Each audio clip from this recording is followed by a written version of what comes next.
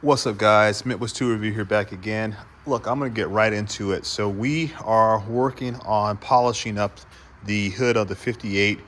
Why am I doing this right now when I got so much more work to do? The reality of it is, like I said in a previous short video, is you got to kind of, do a little bit, take a break, and kind of reset and then get back on a project. So I figure, you know what, a good way to keep me motivated is to do a little bit of the finishing work on some of the pieces that can support that, being the hood. So that's what we're kind of doing. All right, so what I've decided to do was polish the portions of the hood that actually has some paint left on it to try to bring out that color. You guys can see, or you've seen, this is what it looks like without any polishing work done to it. Just a lot of oxidation, and this is what it looks like once you put a little bit of polish on it. I worked on doing the rear fender today, just a little bit, kind of seeing how it was going to turn out. And I think it turned out really nicely for a patina truck build. So now we've got that done. Now we're going to be applying a penetrol onto this. And so the end part of this video, I'm going to show you guys how we're going to do that. We're going to do it, and then we'll see how it turns out. And what it is what it is, right? So I'm going to go ahead and polish up a little bit more in this area here. I may end up doing that by hand because I don't want to be polishing the rusted areas, because I want to preserve that. And I think the buffer will transfer paint into the rust area, and I don't want to do that. I want to preserve it how it is. So, but I am going to polish over here with the buffer, and I'll go ahead and get that set up now as soon as I can figure out where oh, there it is. Trying to find my tripod. I got a little bit of time to do this because my brother is coming over, and then we're going to take out the hogs and go for a quick ride tonight. So I don't have a whole lot of time to devote to this, or at least the first part of this video. When I get done riding, obviously I'm going to come back out in the shop, and then we'll go and do more. Shout out to one of my viewers, Aaron P. You know who you are, man. Thank you for supporting the channel. It's a very interesting relationship with Aaron and I. We have a relationship professionally outside of YouTube and all that kind of stuff, but we've also developed a friendship based upon tools and projects and things like that. So I can't give you disclose more information about who he is, but other than his name is Aaron, and I want to say shout out to Aaron.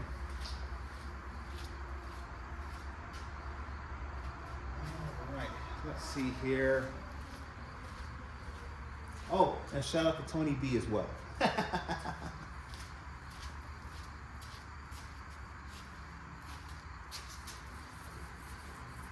right, let's see. Where's my polisher? I use a McGuire's polish, and then a little bit of spray wax to kind of keep the polisher wet, I guess, if you will. It will dry out pretty quickly. Start out on low setting.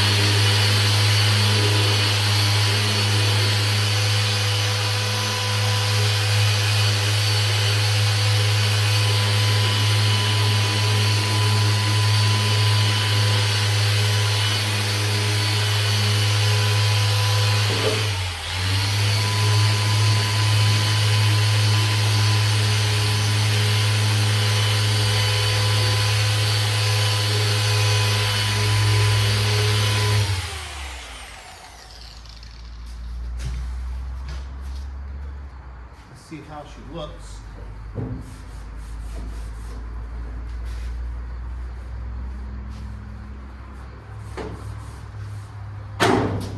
Okay. Okay, so you can see, I guess that shows you right there. That's a great angle, camera angle there. So that shows you just how nice this paint turns out. Now the interesting thing is I gotta be careful, because if I get too much into here, I can start taking some of that rust away, and then you start getting metal showing. I don't want that to be the case.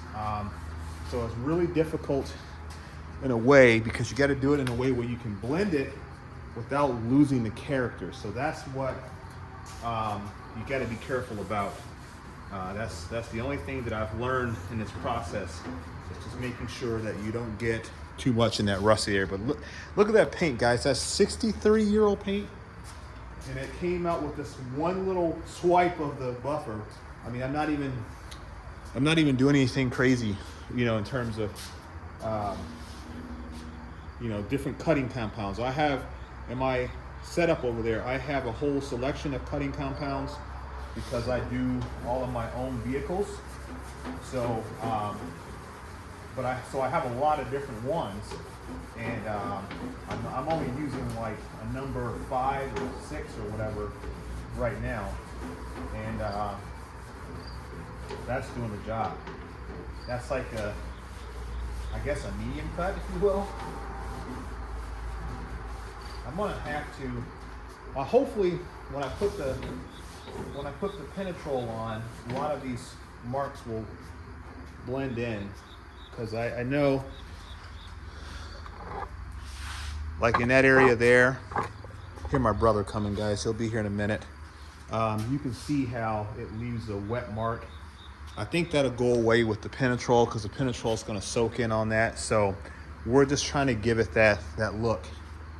One other thing I'm thinking about doing is I need to clean the fender, the hood off a little bit more. Let's see here. See if I've got, I'm gonna go off camera for a bit, guys. Let me see if I got something laying around, and I'll be right back.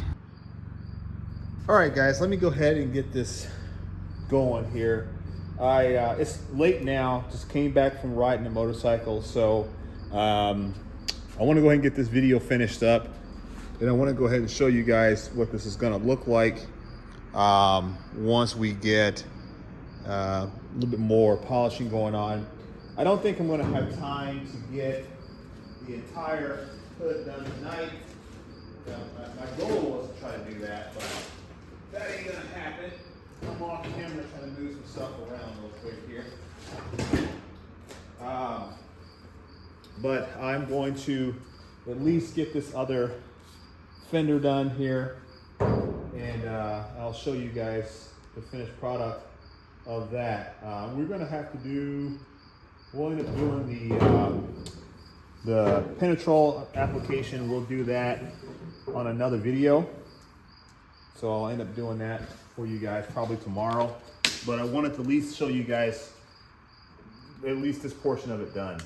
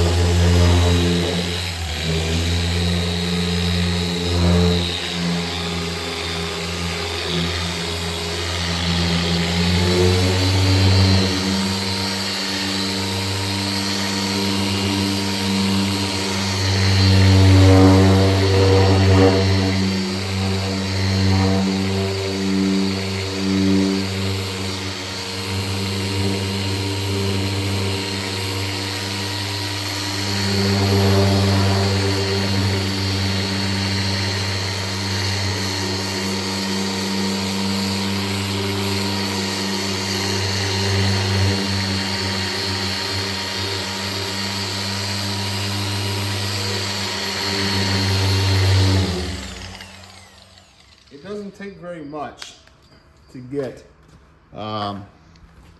everything polished off like you want.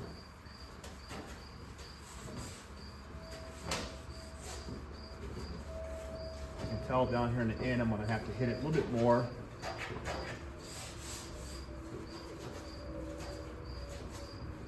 But the amount of time that you guys just saw me spend on this, that's a remarkable difference. I mean, it's hard to tell it on camera. God, I wish I had better lighting. But I mean, hopefully that does some justice. I mean, that looks really good. That blue. Just kind of showing you guys if I can. I gotta be, like I said, I gotta be careful up here because it does try to transfer some of that into the, it tries to transfer some of the blue up top, and I don't really want that. I'm trying to figure out what I did with my rag. I don't really want that to happen because then it, in my mind, doesn't look as good. And where are my, I had a rag out here I was using to clean with, and now I cannot find it. But essentially, that's what I'm going to finish up doing tomorrow. I don't want to rush it tonight. I'm not prepared. Like I said, I just got home, and I haven't really prepared. But this is, that little bit of up here is what I don't like. It starts kind of pushing the color that's coming off the paint up to the surface, up to the rusty surface. Let me see if I can find a rag real quick. I know I've got something laying around here, and I want to try to take some cleaner real quick and see if I can remove it. Yep, here's my rag. Got my rag. I got to work on getting some better lighting out here, apparently, because this is becoming fall, obviously, right? And we're going to need to continue with our work. And we cannot be working in the dark, I guess is what I'm trying to say. If, like Bad Chat says, if you know what I'm trying to tell you. So let me see here. What I'm trying, get out of here. Whatever you are, bug.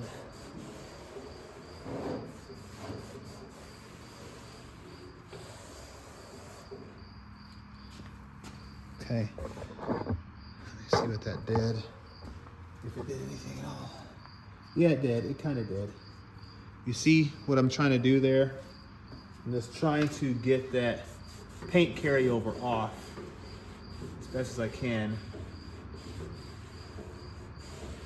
So I want to preserve the rust. I just don't want it spilling over. And it's kind of hard to do that with the polisher. You know, I don't want to tape it because then you'll see a tape line. So if this will work here, that'll be cool. Hopefully that dries and you can't tell. But it did remove it off there. But yeah, that's essentially what we're going to end up doing. And then I think like this portion up here at the top, that little strip here, we're going to end up polishing that by hand because obviously we can't get the buffer over there. I bet you if I were to clean off more of that rust, there's probably some more paint under there that we could probably pull out.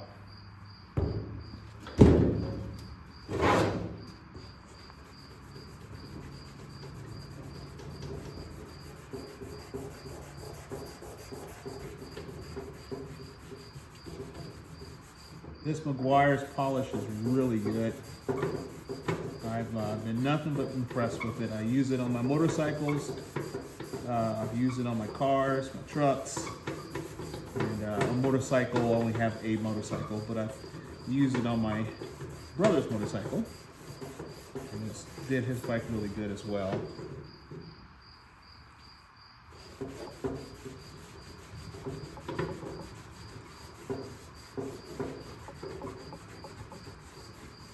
That looks good.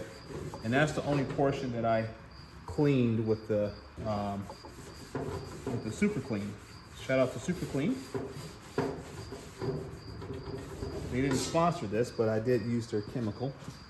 But yeah, look how beautiful that is. I mean, Jesus, I love that.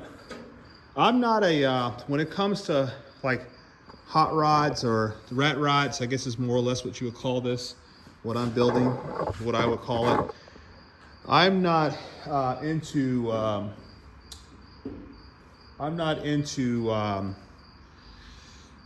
making cars perfect. Like, you know, like some guys will spend an exorbitant amount of money trying to make the car look absolutely flawless.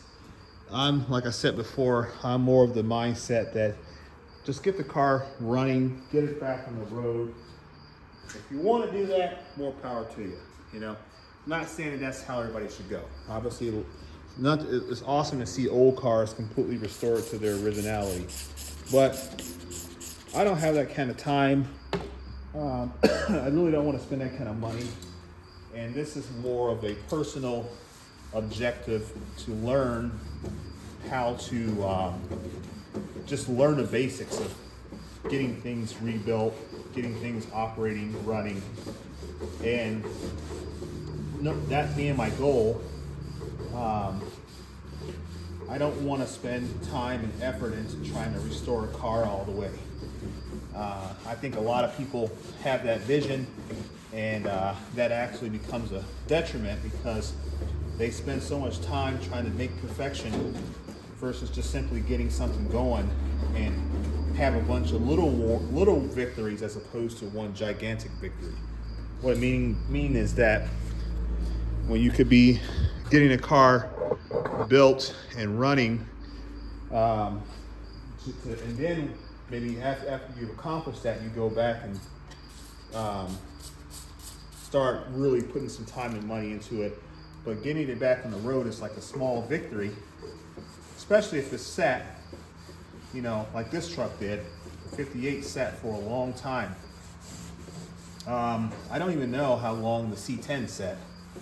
I don't know. I'd have to see, because I don't think I got a license plate or nothing like that. Whereas with the 58, I think it sat like 23 years or something like that.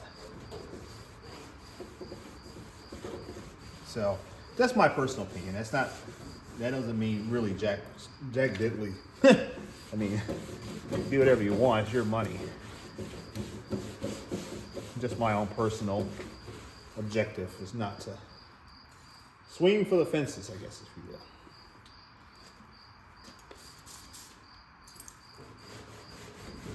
This truck has, you know, all the rust, the runoff, you know, from all the rust material. It's just kind of gotten on a lot of the painted surfaces where the paint still does exist. And so what I'm doing now, I'm using some 409, not 409, Super Clean.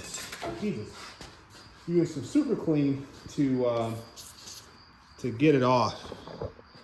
And that way I'm not eating up my pads, trying to get off the dirt and grime before I get to the paint. You can see there's a lot of it on here. This is the area that had the front badge. Probably going to have to use something to with some grit in it, like an SOS pad or something like that, or a scouring pad, or something to that effect on this area here.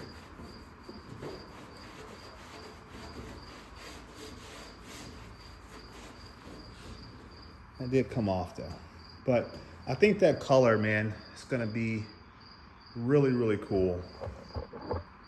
Let's just go ahead and polish this area up over here.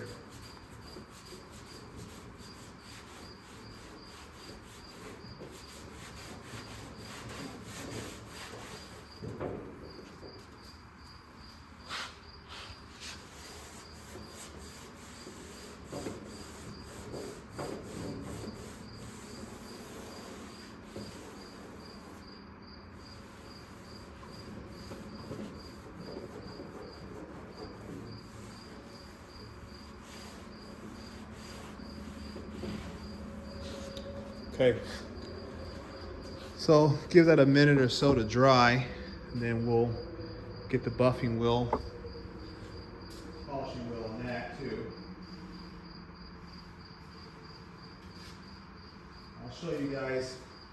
If you guys remember, this was a box that I had coated with the Penetrol a few years back, and it still has its sheen to it. This box sat in the back of my truck for the longest time, and that sheen still remained. I know a lot of you guys had asked, you know, how well did it hold up? Well, I'm here to tell you it held up very, very well, and I did not experience any new rusting. This box, old Snap-on box, KR53, I think it is. It's actually going to go in the back of the 58 once that truck is built. So that's where it will remain. I don't know the year of the box. I think the box is somewhere around the same time period as the truck, so that's why I was thinking of just kind of have it back there. It's got the racing stickers and all that kind of stuff on it, so that kind of carry over that same look or whatever, feel. So let me see here. Get my cord unstuck here. Probably a horrible video because it's poor lighting and all that kind of stuff, but I just want to show you guys. This is how you work with real patina. I see so many other videos out there, people talking about patina trucks and cars and etc. You know, and I'm like, I got some real patina.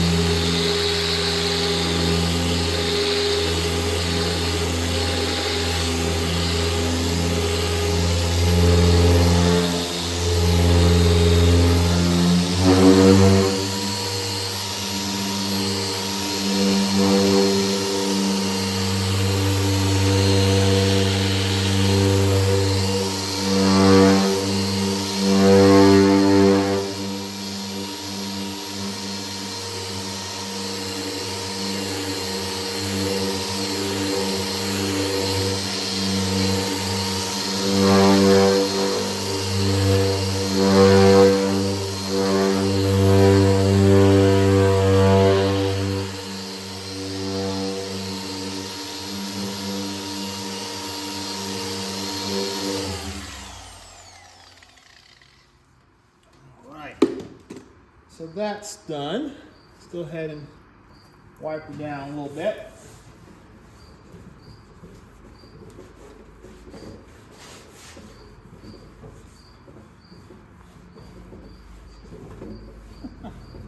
Man, dude. Man, oh man. Wow. I know the camera does not do this justice, and I am not shitting you guys. This looks really good. Let's see. Let me get my cleaning towel here. Let's see if I can remove some of the carryover, what we'll call it. Like I said, this is the most difficult part here.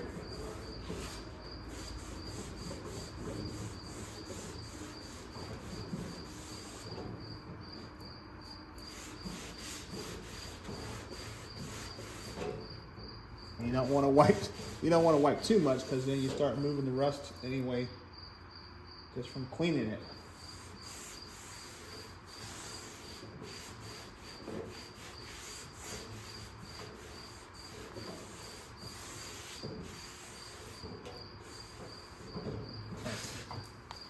Because we're going to get that.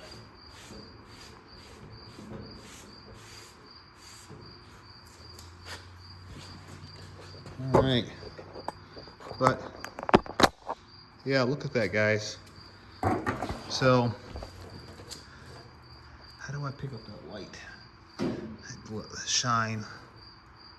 There you go. I guess that's about as good as I can get it. That kind of shows you how well that came out with just a little bit of polishing. So really beautiful color in this hood. I'm very happy with that.